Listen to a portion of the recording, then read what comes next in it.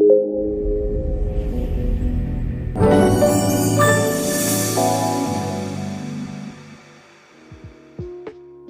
nggak sih kamu tiba-tiba sadar lagi ngelamun, natap kosong keluar jendela, dan pikiran kamu entah ada di mana? Kita semua pasti pernah ya kan? Tapi, apa sih yang sebenarnya terjadi di otak kita pas momen itu? Nah, ternyata ada sains yang luar biasa di balik momen-momen saat kita ngerasa nggak lagi ngapa-ngapain itu. Jadi di sini kita bakal ngupas tuntas misteri pikiran yang suka berkelana ini. Kita akan mengungkap penemuan keren soal jaringan mode default, lalu kita juga akan lihat kenapa DMN ini bisa jadi sutradara di otak kita, gimana dia menjelajahi masa lalu dan depan, dan akhirnya kenapa melamun itu ternyata penting banget. Oke, kita mulai dari pengalaman yang kayaknya semua orang pernah ngalamin ya, melamun.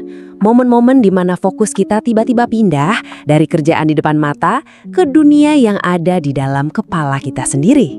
Nah, pertanyaannya, apa sih yang sebenarnya terjadi di otak kita pas lagi melamun? Apa otak kita lagi istirahat total gitu? Lagi off sejenak dari semua kesibukan? Selama bertahun-tahun, ya itulah yang dipercaya banyak orang. Nah, ternyata anggapan itu salah total. Jauh banget dari kata mati. Saat pikiran kita lagi berkelana, otak kita itu justru lagi super sibuk. Masuk ke mode aktivitas yang sangat-sangat aktif. Dan ini nih fakta yang bikin kaget. Coba bayangin, saat kita ngerjain tugas yang butuh fokus tinggi, katakanlah soal matematika yang rumit, itu cuma nambahin konsumsi energi otak kurang dari 5%. Ini petunjuk besar pertama kita. Otak kita saat istirahat pun sebenarnya udah kerja keras banget. Soal misteri otak yang nggak pernah diem ini akhirnya mulai terungkap berkat serangkaian penemuan ilmiah. Yuk kita lihat gimana para ilmuwan akhirnya nemuin aktor utama di balik semua ini. Dan perjalanannya tuh panjang banget loh. Dimulai dari tahun 1929 pas Hans Berger curiga kalau otak itu selalu aktif. Terus di tahun 90-an ilmuwan nemuin hal aneh. Beberapa bagian otak malah jadi kurang aktif pas orang lagi fokus ngerjain sesuatu. Puncaknya di tahun 2001 saat seorang ahli syaraf bernama Marcus Reichel berhasil nyatuin semua kepingan puzzle ini dan ngasih nama Default Mode Network. Oke, jadi apa sih Default Mode Network atau DMN ini? Gampangnya gini, anggap aja ini mode standby-nya otak kita. Ini adalah sekumpulan area di otak yang justru nyala dan paling aktif pas kita lagi nggak fokus sama dunia luar, pas lagi melamun, bengong, atau sekedar mikirin sesuatu. Ini dia pusat kendali dari dunia batin kita. Oke, kita udah tahu DMN itu ada. Terus kerjanya ngapain aja? Biar gampang, kita pakai analogi simpel aja ya. Coba deh, bayangin DMN ini kayak seorang sutradara internal di dalam otak kamu. Sutradara ini tuh nggak terlalu peduli sama apa yang terjadi di depan mata kamu. Tugas utamanya adalah bikin film pribadi kamu, cerita yang terus-terusan berputar di dalam pikiranmu. Biar lebih jelas, coba kita bandingin deh dua mode kerja otak ini.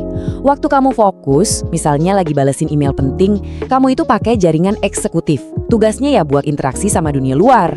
Tapi begitu kamu berhenti sejenak, natap keluar jendela, nah disitulah si sutradara internal alias DMN ngambil alih panggung dan memulai perjalanan mentalnya. Terus film yang disutradarai sama DMN ini nih ceritanya tentang apa aja sih? Wah, macem-macem. Dia yang bikin kita mikirin tentang diri sendiri, aku ini siapa sih? Dia juga yang bikin kita coba nebak perasaan orang lain, muter ulang kenangan-kenangan lama, dan yang paling keren, ngebayangin berbagai kemungkinan di masa depan. Dialah arsitek dari cerita tentang diri kita. Nah, dari semua tugasnya tadi, ada dua kemampuan DMN yang paling keren menurut saya. Perjalanan waktu, bukan pakai mesin waktu ya, tapi murni pakai kekuatan pikiran. Di satu sisi, DMN bantu kita lihat lagi kenangan, potongan-potongan film dari masa lalu kita. Di sisi lain, dia juga yang bikin kita bisa ngebayangin dan ngerencanain apa yang bakal terjadi. Kelihatannya kan dua hal yang beda banget ya kan? Satu ke belakang, satu ke depan. Nah, ini dia bagian yang paling mind-blowing. Ternyata, mau itu nginget masa lalu atau ngebayangin masa depan, dua-duanya itu dijalankan oleh mesin yang sama persis di otak kita, si Default Mode Network. Ini nunjukin betapa pentingnya jaringan ini. Kemampuan kita buat belajar dari masa lalu dan merencanakan masa depan itu ternyata terikat dalam satu sistem yang sama.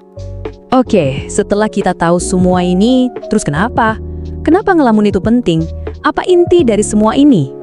Poin utamanya ini nih, ngelamun itu bukan buang-buang waktu, justru sebaliknya. Pas kita ngebiarin pikiran kita bebas, otak kita itu lagi ngerjain tugas-tugas krusial. Dia lagi ngebantu kita paham sama diri sendiri, nemuin solusi-solusi kreatif, ngerencanain masa depan, dan bahkan nguatin ingatan dari hal-hal yang baru aja kita pelajari. Ya, kutipan ini pas banget buat ngerangkum semuanya. Istirahat bukanlah kemalasan. Otak kita itu butuh banget jeda dari fokus terus-menerus ke dunia luar. Memberi ruang buat pikiran berkelana, itu adalah bagian yang sangat vital dari kesehatan mental dan kognitif kita. Di dunia kita yang serba cepat dan penuh notifikasi ini, kayaknya kita jadi lupa gimana caranya ngelamun. Jadi saya mau ninggalin kamu dengan satu pertanyaan.